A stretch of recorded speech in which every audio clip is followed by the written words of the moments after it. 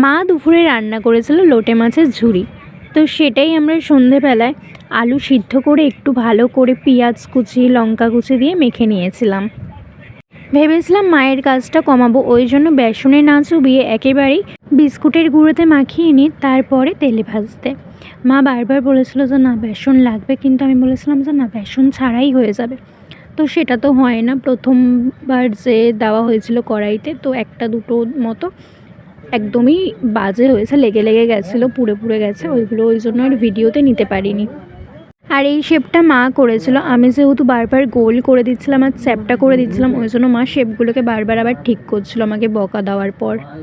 Actually আমার একটু গোল shape আর চ্যাপটা শেপে খেতে ইচ্ছা করছিলো, বাট মা বলছিল এই শেপটাই নাকি দেখতে ভালো লাগবে, তাই জন্য এই শেপটাই আবার মা ঠিক করছিল।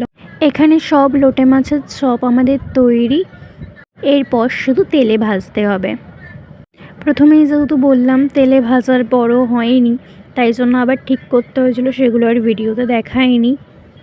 এই যে দেখো, এইভাবেই প্রথমে তেলে ভেজে নিয়েছিলাম, মানে এই সমেতই দিয়ে দিয়েছিলাম, আর বেসনটা দিইনি, পরে আবার বেসন দিতে হয়েছিল পরের যেই কটা দেওয়া হয়েছে আর কি সেই কটাতে।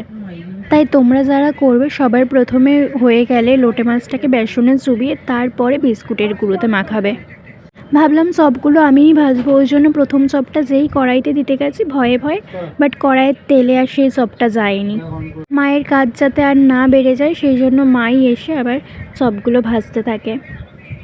আর এই যে এই চপগুলো যেটা মা পরে বেসন গুলে আবার নতুন করে ভেজেছিল, যখনই মাকে একটু হেল্প করতে যাই তখনই ভুলভাল করে ফেলি। সে যাই হোক, কী আর করা যাবে। এই যে আমাদের চপ রেডি, কিন্তু এত কিছুর পরেও কিন্তু চপটা খেতে খুব টেস্টি হয়েছিল।